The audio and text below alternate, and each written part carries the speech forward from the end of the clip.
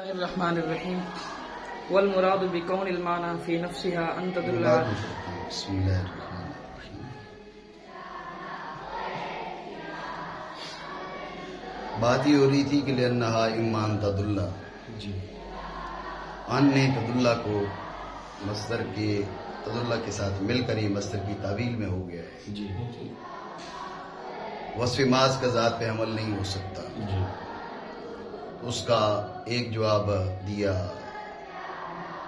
میر رحمہ اللہ تعالیٰ نے، اس کا ہم کل بیان کر چکے. جی ایک جواب یہ دیا گیا کہ لأنہا میں آج سے پہلے مضاف معذوف ہے. پھر کیا معذوف ہے؟ بعض نے کہا حالت جی یا حال، حالہا حالتہا. بعض نے کہا دلالت، بعض نے کہا نہیں، جانب اسم انا کچھ بھی معذوف نہیں ہے، جانب خبر انا معذوف ہے. جی مضاف ہی معذوف ہے لیکن جانب خبر انا، لأنہا اما ذات دلالت او غیر ذات دلالت. جی ٹھیک ہے. جی علامہ جامی علیہ الرحمہ نے فرمایا لأنہا اما من صفتیا الی آخرہ. توجہ ہے. جی علامہ جامی علیہ الرحمہ کی جو بیان کردہ تقدیر ہے یہ باقیوں سے بہتر ہے. توجہ ہے. جی باقیوں سے بہتر ہے. اب آپ ایک ایک کر کے سمجھیں باقیوں سے کیسے بہتر ہے. جی جب علامہ جامی علیہ الرحمہ سے پہلے اور تقدیرات مذکور ہو چکی تھیں، پھر جامی علیہ الرحمہ نے سے عدول کیوں کیا؟ توجہ ہے. جی سمجھیں، جنہوں نے مضاف سے پہلے اس میں انا سے پہلے مضاف مقدر کیا، جی حال کہہ کے یا حالت کہہ کے، بات پہ دھیان دینا. جی لأن حالہا حالتہا حال الکلمت او حالت الکلمت الی آخرہ. جی یہ بات یہ بنے گی نا؟ جی. توجہ ہے. اس میں ایک کمزوری یہ ہے کہ یہ تقسیم کس کی بنے گی؟ لأن حالتہا اما ہادا او ہادا، تقسیم کس کی بن رہی ہے؟ کلمہ کی نہیں، کلمہ کی حالت کی. جی کس کی ہو رہی ہے؟ کلمہ کی حالت کی. کلمہ کی نہیں ہو رہی ہے. نہیں. ایسے ہی ہے نا. یہ کلمہ کی نہیں ہو رہی تقسیم، یہ کلمہ کی حالت کی ہو رہی ہے. جی تو بیان کس کی کر رہے ہیں؟ ٹھیک ہے نا. اس لیے یہ باتیں سمجھو. یہ بات نہیں ہوتی بھائی کوئی چیز ادھر جوڑ دے ٹھیک ہے چلو جی. لأن حالہا لأن حالتہا اما دلالت الی آخرہ، حمل درست ہو جائے گا، بات اپنی جگہ سے کھسک جائے گی. بات ہو رہی تھی کس کی؟ تقسیم کلمہ کی. جی اب اس سے پہلے حال یا حالت کو معذوف مانیں گے تو تقسیم کلمہ کے بجائے تقسیم حالت ہو جائے گی. جی حالانکہ وہ تو ہو نہیں رہی. جی ایک خرابی. جی ٹھیک ہے. دوسری خرابی لأن حالت الکلمت اما دلالت او عدم دلالت. جی الثانی الحرف، بات پہ توجہ دینا. کیا؟ الثانی الحرف، الثانی الحرف. ثانی کیا ہے؟ وہ حرف ہے. جی ٹھیک ہے نا. ثانی کیا ہے؟ حرف ہے. تقسیم جب حالت کی ہو رہی ہے تو حالت ثانیہ حرف ہے نہیں. یا کلمہ حرف ہے؟ کلمہ. ٹھیک ہے نا. جی. الثانی الحرف، الاول الاسم، الاول الاسم. یہ سارے جو الفاظ ہیں یہ بھی اس کے مناسب نہیں ہیں. جی یہ دوسری خرابی ہے. جی توجہ ہے. جی تیسری خرابی یہ اثر ہی درست نہیں ہے. کلمہ کی حالت ان دو باتوں میں تھوڑی مناظر ہے. بھیا دلالت اما دلالت و عدم دلالت، کلمہ کی ہزاروں حالات ہیں. جی یہ حسر ہی درست نہیں. جی چوتھی خرابی توجہ رکھیں. چوتھی خرابی یہ ہے کہ یہ تقدیر قبل از حاجت ہے. یہ بات ذہن میں رکھو. بھائی حمل درست نہیں ہے تو خبر میں جا کے مسئلہ بنے گا نا. جی آپ نے مسئلہ بننے سے پہلے ہی اس کو مقدر کر دیے. جی یہ تقدیر قبل از حاجت ہے. جی تقدیر قبل از حاجت جو ہے مجبوری ہو تو اور بات ہے، یہاں ادھر ہو سکتی ہے نا، تقدیر ادھر ہو سکتی ہے، آپ ادھر کیوں کر رہے ہیں؟ مسئلہ سمجھے نہیں سمجھے؟ یہ 4 وجہ میں نے آپ کو بتائی ہیں، 4 وجہوں سے لینا حالت الکلمت یہ مرجوع ہے. بات ہے ذہن میں؟ پہلی بات یہ تقسیم کلمہ نہیں رہے گی، تقسیم حالت بن جائے گی، حالانکہ یہ تقسیم کلمہ ہو رہی ہے. ٹھیک ہو گیا؟ دوسری الثانی الحرف الاول الاسم، یہ حرف اسم فعل یہ تو کلمہ ہے. ادھر تقسیم جب حالت کی ہو رہی ہے تو الثانی یعنی الحالت الثانیہ تو حالت ثانیہ حرف تو نہیں ہے، یا ہے؟ وہ تو حالت ثانیہ حرف نہیں ہے بلکہ کلمہ حرف ہے. یعنی ادھر سے تقسیم جس کی ہو رہی ہے اس لحاظ سے بھی غیر مناسب، آگے جو گفتگو اس لحاظ سے بھی غیر مناسب. تیسرا یہ اعتراض ہے کہ بھئی یہ حصر بھی درست نہیں ہے، حالت کلمہ ان دو میں تھوڑے مناسب ہے، اما دلالت و عدم دلالت. حالات کلمہ سینکڑوں ہزاروں ہیں. ٹھیک ہو گیا؟ حصر بھی درست نہیں ہے. چوتھا یہ تقدیر قبل از حاجت ہے. تو جو ہے بات سمجھے؟ یہ 4 وجہ ہم نے بیان کی ہیں کہ لأن حالت الکلمت یہ مرجوع ہے، لأن دلالت الکلمت اس پہ آ جاتے ہیں. تو جو ہے اس میں پہلی وجہ وہی ہے تقسیم کلمہ کی، لأن دلالت الکلمت تو تقسیم دلالت کی بن جائے گی. عنایت اللہ تو جو ہے نا جی لأن دلالت الکلمت اما دلالت و عدم دلالت. بات ہے تقسیم ہو رہی ہے دلالت کی، تقسیم ہو رہی ہے کلمہ کی، یہاں ہو رہی ہے دلالت کی. دوسری خرابی بھی وہی جو پہلے گزری، وہ کیا؟ وہ یہ کہ الثانی الحرف دلالت الکلمہ حرف ہے یا کلمہ حرف ہے؟ دلالت الکلمہ اس میں، یہ کلمہ ہے اس میں. دلالت الکلمہ فعل ہے، کلمہ فعل ہے. تیسری بات پہ توجہ دیں. مسئلہ یہ ہے کہ جو ہے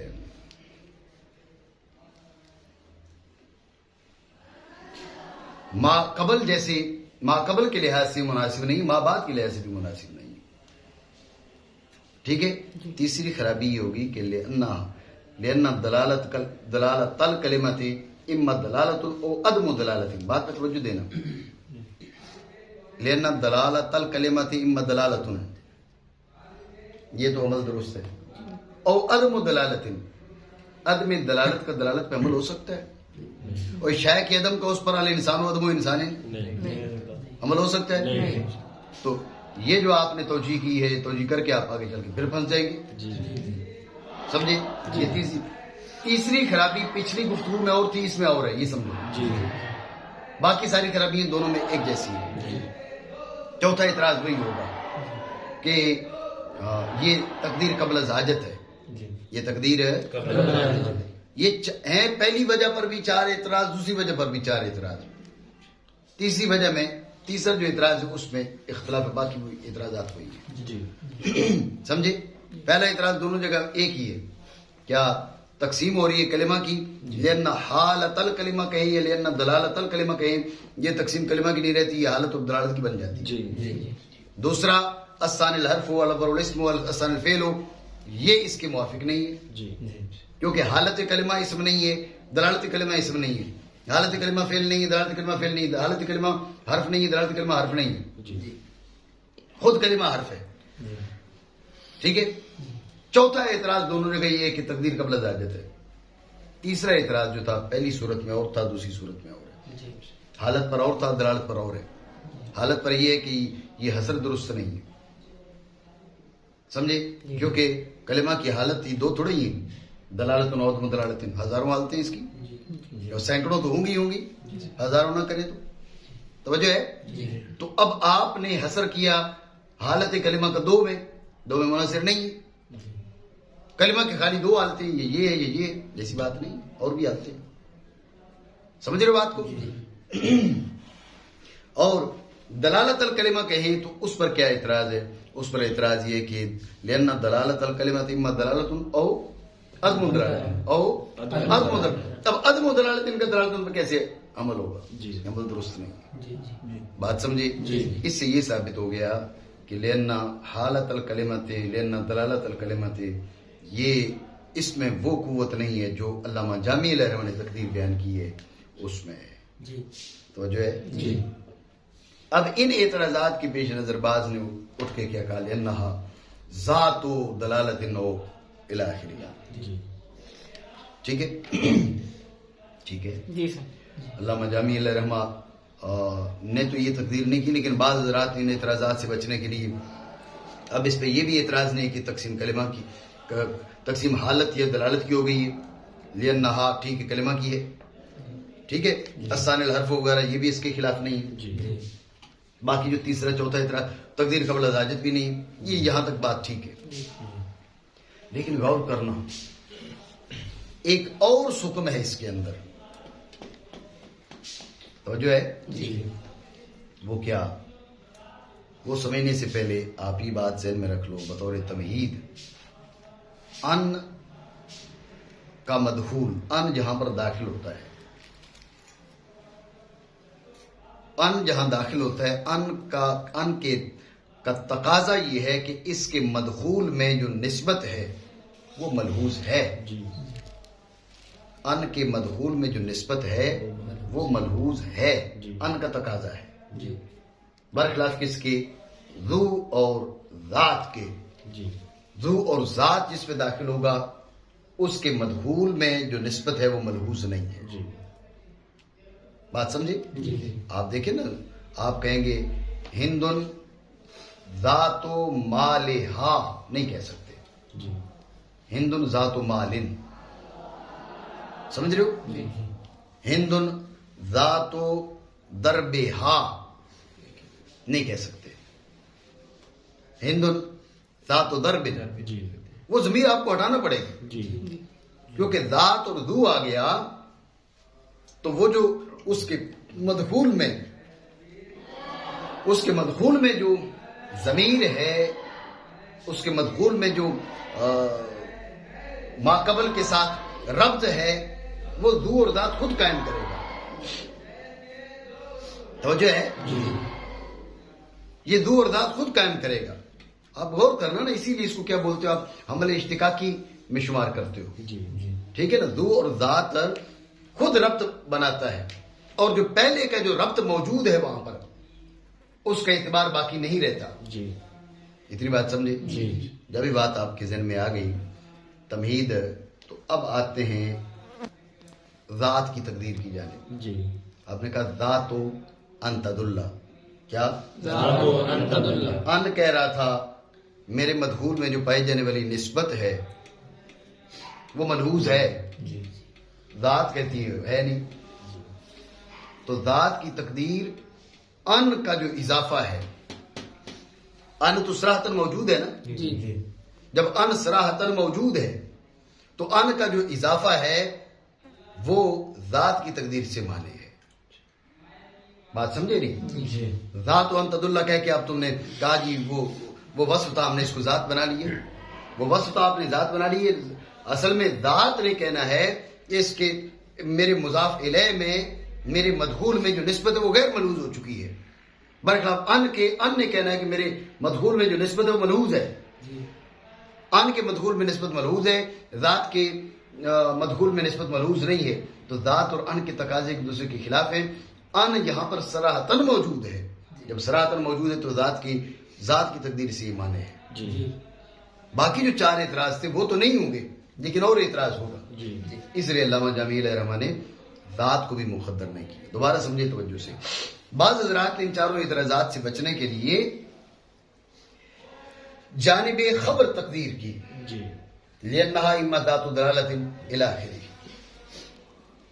اب پہلے چار اعتراض جو ہم نے لأن حالت الکلمت، لأن دلالت الکلمت، یہ جو اعتراضات کی ان اعتراضات میں سے کوئی بھی اعتراض وارد نہیں ہوگا.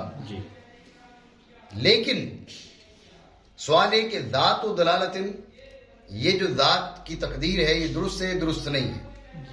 ایک بات آپ ذہن میں رکھیں، اگر سیدھا دلالت تن ہوتا تو یہ ذات کی تقدیر میں کوئی حرج نہیں تھی. یہ نل کلمت ذات دلالت اور ذات ادمی دلالت، ٹھیک ہے، یہ ذات دلالت ہوگا، یہ ذات ادمی دلالت ہوگا. دلالت سے مراد دلالت مخصوص ہے، توجہ ہے نہیں جی. اگر دلالت تن ہوتا تو پھر کوئی مسئلہ نہیں تھا، لیکن یہاں پر ان بھی موجود ہے، ان بھی موجود ہے، تو ان کے ہوتے ہوئے ذات کی تقدیر توجہ رکھیں، اس پر اعتراض ہے. اعتراض میں نے اس میں بطور تمہید آپ کو بتایا کہ ان جس مصدر پر داخل ہوتا ہے، ان کا تقاضا یہ ہے کہ اس کے مدخول میں پائی جانے والی نسبت ملحوظ ہے، یکسر غیر ملحوظ نہیں ہوئی جی، ملحوظ ہے جی. ان کا تقاضا یہ ہے کہ اس کے مدخول میں پائی جانے والی نسبت ملحوظ ہے. ذات کا تقاضا اور ذو کا بھی تقاضا یہ ہے کہ اس کے مدخول میں پائی جانے والی نسبت غیر ملحوظ ہو جی. اس لیے میں نے آپ کو کہا ذات الدربہا، ہند ذات الدربہا نہیں کہہ سکتے، ہند ذات الدربن کہیں گے، حالانکہ مہارا ہند نے، مارا ہند نے، درب کس کی ہے؟ ہند کی ہے نا جی. تو درب و ہا کہیں تو کیا ہے مسئلہ، لیکن ذات آ گیا، اس نے کہا نہیں، جب میں میرا اضافہ ہو چکا ہے، اب ضمیر کو ہٹانا پڑے گا جی. ہند ذات مالہا، مال کس کا ہے؟ وہ ہند کا، لیکن آپ نہیں کہہ سکتی. زید ذو مال ہی آپ نہیں کہہ سکتے، زید ذو مالن کہیں گے جی. اور وجہ بھی میں نے آپ کو بتا دی، کیونکہ ذات اور ذو خود جوڑ رہا ہے نا جی، خود ربط پیدا کر رہا ہے جی. تو وہ جو ضمیر ہے وہ الگ سے ربط پیدا کر رہی ہے جی. ذات اور ذو کہہ رہے وہ جو ضمیر ربط پیدا کر رہی ہے، پھر میرا اضافہ کیوں؟ مجھے گھر رہنے دیتے، مجھے بلا وجہ گھر سے اٹھا کے یہاں پر لائے ہو تو جو ہے. تو لہٰذا آپ جب ذات اور ذو لے کر آتے ہیں تو اس کے مدخول میں جو پائی جانے والی نسبت ہے وہ غیر ملحوظ ہو جاتی ہے جی. ان کے مدخول میں جو نسبت ہے، ان کا تقاضا ہے کہ وہ نسبت ملحوظ ہے. اتنی بات سمجھے جی. جب یہ بات آپ کے ذہن میں آ گئی تو اب آپ دیکھیں یہاں تو ان موجود ہے، اما ان تدل، اما ان تدل، ان صراحتاً موجود ہے. جب ان صراحتاً موجود ہے تو اس کا مطلب یہ ہے کہ متکلم نے گفتگو میں ان کے تقاضوں کا لحاظ کیا، اور ان کا تقاضا یہ ہے کہ نسبت ملحوظ رکھی جائے گی جی. نسبت ملحوظ کیسے رکھی جائے گی؟ جب آپ نے ذات کا اضافہ کر دیا تو جو ہے ذات کے اضافے نے اس نسبت کو تو غیر ملحوظ کر دیا، اس نے ان کا اضافہ کیا تھا تاکہ نسبت کا لحاظ کیا جائے. یہ توجیہ القائل بما یا بھی قائل ہو کے قبیل سے بن جائے گا. وہ ان لے کر آیا تاکہ نسبت ملحوظ ہو، اور آپ نے ذات کو داخل کر کے نسبت کو غیر ملحوظ کر دیا، اس لیے ذات کا اضافہ بھی یہاں نہیں ہو سکتا. تو لہٰذا پھر علامہ جامی علیہ رحمہ نے جو تقدیر ذکر کی ہے یہ باقی سب سے بہتر ہوئی. تو جو ہے مانا کریں یا اس کی صفت سے ہے دلالت کرنا جو ہے. تو اب یہ سوال آپ کر سکتے ہیں کہ اما من صفت یا کیوں کہا، اما صفت ہوا کیوں نہیں کہا، اما صفت ہوا انتد اللہ، یہ عمل بھی درست تھا، اس میں اختصار بھی تھا. تو جو ہے کیونکہ من کا اضافہ کیا نا، ایک تو من بڑھ گیا، دوسرا اس کا متعلق بھی اب نکالنا پڑے گا. کیوں؟ اس کا جواب واضح ہے کہ اصل صفت تو ہا صرف کہتے نا تو یہ حالت ہا والا اعتراض بن جاتا کہ بھئی اس کی صفت ان دو میں تھوڑے منحصر ہے. جیسے ہم نے کہا تھا لینا حالت الکلمہ تھی، اما دلالت و دلالت، تو معترض کیا کہتا؟ معترض کہتا بھئی یہ حالت کلمہ دو میں منحصر تھوڑا ہی ہے.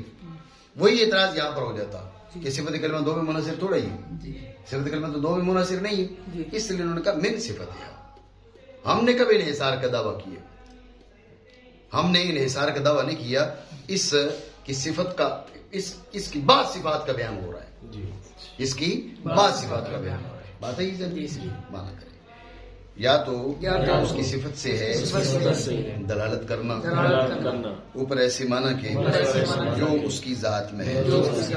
غور کریں، کہا علی مانن فی نفسہا، اعتراض ہے کہ ان تدل علی مانن فی نفسہا، تو فی حرف جر ہے، نفس اس کا مجرور ہے. جار و مجرور کسی متعلق سے کسی متعلق سے متعلق ہوئے بنا کلام کا جزء مستقل نہیں بنتے. مذکور ہو تو ٹھیک، ورنہ میں مقدر ماننا پڑتا ہے. ٹھیک ہے نا. اب یہاں مذکور ہے تدلہ، تو فی نفسہا کا تعلق بنا تدلہ سے. اعتراض یہ ہے کہ دلالت کا جو تعدیہ ہے وہ فی سے نہیں ہوتا، وہ با سے ہوتا ہے. دلالت کا تادیہ فی سے نہیں ہوتا، با سے ہوتا ہے. تدل فی نفسہ یعنی تدل بنفسہ ہونا چاہیے. یہ اعتراض دوبارہ سمجھے توجہ سے. اعتراض یہ کہ کہا فی نفسہ، میں نے آپ کو بتایا جار مجرور جو ہے اس کا، یہ جب تک اس کو کسی فعل شبہ فعل سے متعلق نہ کریں تو کلام کا جزء مستقل نہیں بنتا. تو اب اس کو کسی سے متعلق کرنا ضروری ہے. مذکور ہو تو ٹھیک ہے، ورنہ مقدر ماننا پڑتا ہے، مقدر نکالنا پڑتا ہے. تو اب یہاں پر مذکور ہے تدلہ، فی کو ہم نے تدلہ سے متعلق کیا. جب ہم نے فی کو تدلہ سے متعلق کیا تو اعتراض ہو گیا. اعتراض یہ ہے کہ دلالت کا تادیہ با سے ہوتا ہے، دلالت کا تادیہ فی سے نہیں ہوتا. دلالت فی نفسی ہی نہیں ہوتی، دلالت بے نفسی ہی ہوتی ہے. لہذا تدلہ فی نفسہا کلام مناسب نہیں ہے. اعتراض سمجھے؟ علامہ جامی علیہ رحمہ اس اعتراض کا جواب دے رہے ہیں.